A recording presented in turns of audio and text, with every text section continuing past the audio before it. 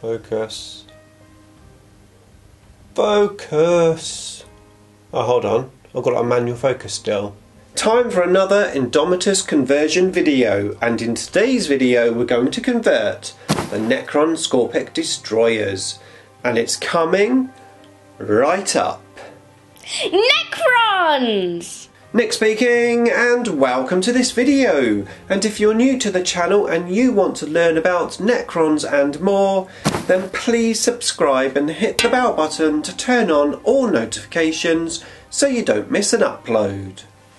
Okay, so continuing on with converting the Necron half of the Indomitus box set, and today it's the Skorpekh destroyers. Now the idea of this series of videos is to convert the push-fit miniatures to make them look different from each other, and also at the same time by only using the Indomitus box set miniatures. So we're not going to be kit bashing these with other bits and pieces, we're just going to use the Indomitus set. And the reason I'm doing this is because, well, I know a lot of people have only just started Necrons with this box set. Now there is one thing which is concerning me around the Skorpekh destroyers, and that's the Indomitus data card. At the moment we can only take a unit of 3, and one of those models has to have the Hyperphase Reap Blade, I think it's called that, which means that, well, when the codex comes out I'd imagine we'll be able to take more of these miniatures, and I think potentially we might be able to take more or different weapon options.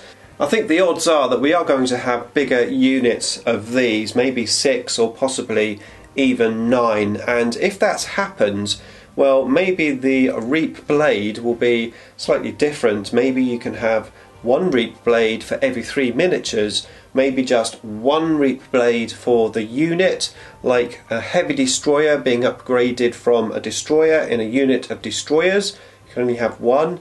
Or maybe we could just take whatever amount of weapons that we like. We don't know.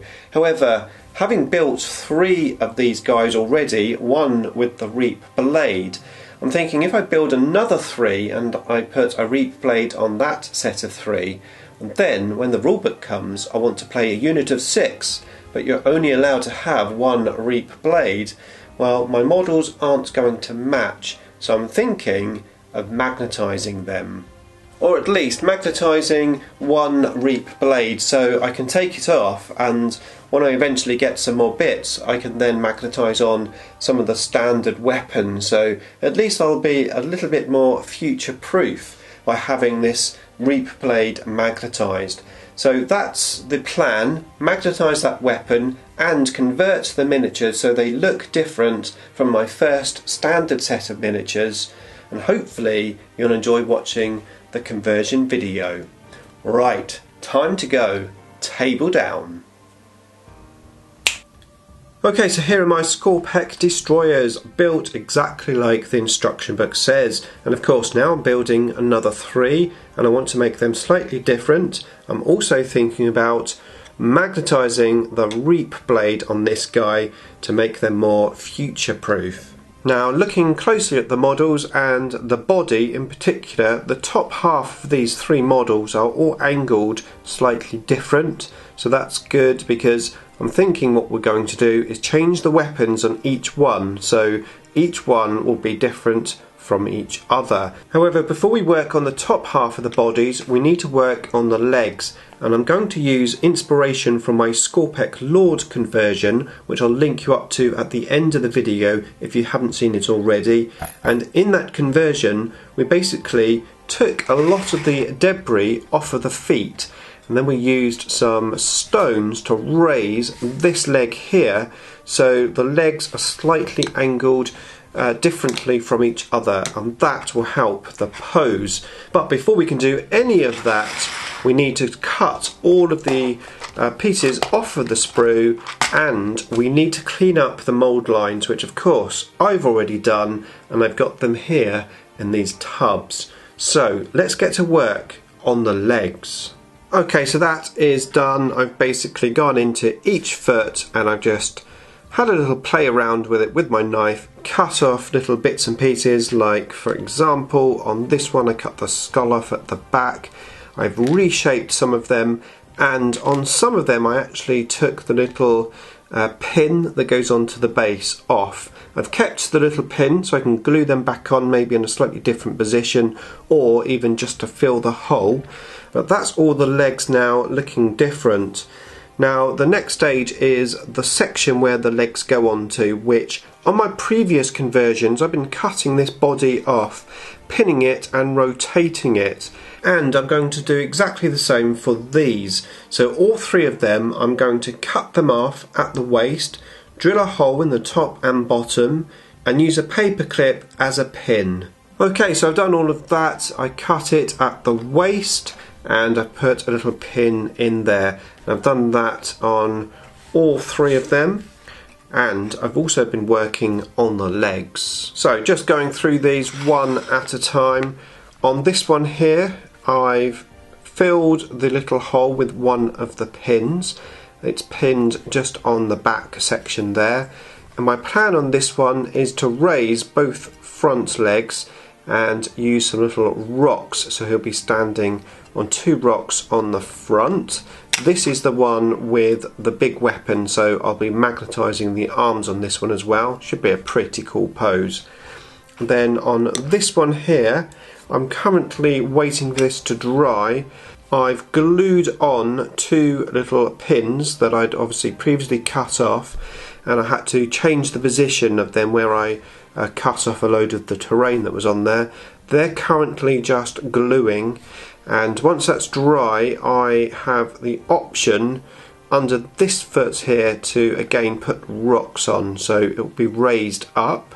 So I'll do that once it's all dry. And then finally on the last one here, once again I'm waiting for this little pin to dry because I've glued it onto there, and on this one the front section just on this leg is going to be raised. And I've got the option, I can't really do it where it's drying at the moment, but I'm going to be able to pull this up and put something underneath, probably rocks or something else, I'm not quite sure. Or potentially I could even just have one of the legs in the air. They don't have to be resting on something, but obviously it makes it slightly stronger. But as long as everything else is okay, it will be fine. Okay, so I'm going to let that all dry. Then I'm going to work on the rest of the basing material, and then we'll be ready for the top half. Okay, so that's all done. These two here are standing on rocks. Now those rocks I already had, and they were painted in my Necron colours. So they were primed black, then they were painted Caliban green, then dry brushed warpstone green, and then dry brushed mute green. So those are ready to go, and of course I can add other material to the base as well, so it doesn't look like just the feet are standing on rocks. So now there's going to be more rocks on the bases. And then over here this guy is just standing on a beam, which I did get from my bits box just to make him look a little bit different, but of course I could have just used a garden rock on his foot as well. And I decided, as I discussed earlier, I'm going to leave this one in the air. I was going to have them both on rocks, but it just looked better I think with that in the air. So that's that done, and none of these are glued to the actual base. They're just using the little pins at the moment, so they do come off, and the reason for that is I've left them like that for painting purposes. So that's the legs done, and they're all looking quite different from the originals. So now we can work on the top half of the body. And the first section we're going to have to do, before we can move the arms around or change the arms, is we're going to have to sort out the heads, because the heads are attached to the arms. So we're going to have to cut them off, but leaving the little neck brace section on the head, and then glue that directly onto where the head goes. Now it's slightly more awkward for the guy with the big weapon, whatever it's called. What is it called, Nick? Never remember this. What's it called? Reap Blade. Hyperphase Reap Blade. The Hyperphase Reap Blade. Because not only have we got a neck piece on here, but also on the other arm there's another little neck piece. So we're going to have to cut both of those off, put them into position on the body, and then put the head on. And that will free up the arms so we can change them about. Okay, so that's the heads all done, glued onto the body, so we can set those aside, and now we're going to work on the arms. So I've got the arms here, and the first thing we're going to do is snip off the sections on the ball joint that would normally push into the body, because we're going to hopefully rotate these. So I'm going to cut these off. I will just clean that up with a knife as well, and then we can have a look and see if we can rotate these in the actual joint. The other option that we've got is to cut it off at the elbow and to repose the whole of the arm, but I'm hoping that just moving the shoulder joint around will actually just be enough effectively. But if it's not enough, then of course we can move the elbow joint as well, just like we did on my Plasmancer conversion. Okay, so I've been working on this miniature here first. So what I did is I glued the back section in, and then before I glued the front section on, I just took out the little piece of plastic that was in the ball joint where the arm would sit with the little push fit section. So I hooked that out, and then I glued the front section on, and then with these ball joints here cleaned up, they now push into the hole and they're totally movable. Now combine that with the legs that I've got here with the little pin on, and of course I can rotate this round as much as I want as well. So this one here, once it's dried, I'm ready to glue together. Now the next one is going to be slightly different, because the arm is actually fixed into the body just here. Now there's two options. We can either cut out the shoulder joint so we can move the whole arm, and if I was building another set of these, that's probably what I would do. However, on this one I think I'm going to cut it at the elbow joint and then just re-glue it in an upright position. Couple that with this arm freely moving around, I should be able to create a totally different pose, even though the first section of the arm is in the same position. So I'm just going to get my sharp knife and I'm going to cut around the recess of one side of the arm so that I can basically re-glue it into position. Okay, so I cut and re-glued the elbow back on, and as you can see it's now in a totally different position. I had to reshape it just slightly with my knife after cutting, but no big issue. And of course when we put this onto our different designed legs, we are going to end up with a totally different pose. I'm thinking something like this, and with this arm maybe in a downward position, so it really looks like he's actually trying to strike his enemy. So that's that one done, ready to be glued on, and the last one is going to be the guy with the hyperphase reap blade, and of course we are going to magnetize this. Now the magnets that I'm going to use two different sizes. I'm going to use a 2x1mm and a 2x3mm. Now if you live in the UK, I buy my magnets all from Guy's Magnets. They have a website and they're on eBay. If you live outside of the UK, then obviously source your own magnets. The key thing when buying magnets is to have N52 strength. Those are the strong ones. If you go for, let's say, N35, they just won't be strong enough, especially on the small magnets. So we've got our magnets. I'm going to put the big magnet into the joint just there. I'll add a little bit of green stuff and then super glue it in so it's all bonded together quite nicely. And then the smaller magnets are going to go on to the arms this side. Now this isn't glued, so let's just take that out. What we're going to have to do is cut off the ball socket just here in the middle, and then we're going to use a 2mm drill piece from our pin vise. I've got a Games Workshop one here, but you can buy these in any hobby stores. And then we're going to drill out a little hole deep enough to fit the little magnet in, and we're going to glue that magnet in there, of course making sure that the polarities are the right way round, so that when we magnetize the arm to the body they actually magnetize and they don't repel each other. Now if this is all new to you, you don't know about pinning and magnets and green stuff, I have a whole series of videos called the Back to Basics series, where I take you from sprue to painted miniature, and I go through all of the tips that I've learnt along the way, building, converting, painting, the whole shebang. So I'll link that video series up in the description below. If you haven't seen it yet, it's well worth a watch, especially if you're new to the hobby.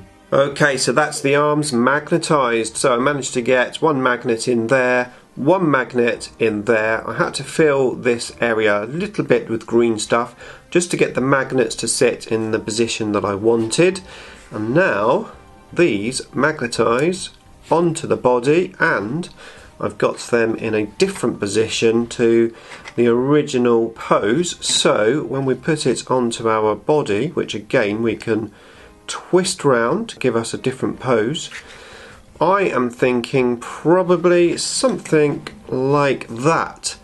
Right, so all I've got left to do now is glue all of these bits together for each one, and I've finished. Okay, so here they are all finished. I'm really happy with them. Now, one thing to note is I did swap over the bodies with the legs for the two hyperphase thresher models. So they are now on the opposite legs from what they originally came with. That helped with the pose, because where the one here was standing on a big rock, it didn't quite work with the other body. So I just swapped the bodies over, and that really helped make the models look different. And as you can see, the arms and the legs are in different positions, and well, they look different, so I'm really happy with them. Now regarding this guy here, of course he is magnetised. Those arms do come off, which makes it future proof, even though I don't have any hyperphase thresher weapons at the moment. At least it's future proofing the model, so if I do get some spare ones and the rules change, then he is at least magnetised, so I can change the arms. Now I've just noticed his leg isn't on top of the beam, which of course it should be and will be when I glue it together after painting. Now if I do need to change the arms for the other guys, it will be a case of going in and literally cutting the arm off in the armpit, and then drilling a hole into the body, into the arm, and obviously putting magnets in there. But for now, this will do me fine. Now I'm really liking the fact that I've got the leg in the air. I tried to make it look as realistic as I could, so his weight would be on the front foot there if he was swinging that weapon in that way. So it does actually make sense that his leg is in the air. But what do you think? Do you like my conversions? Let me know in the comments box below. And if you want to see some of my previous Indomitus Necron conversions, then check out these videos just here. Beam me up.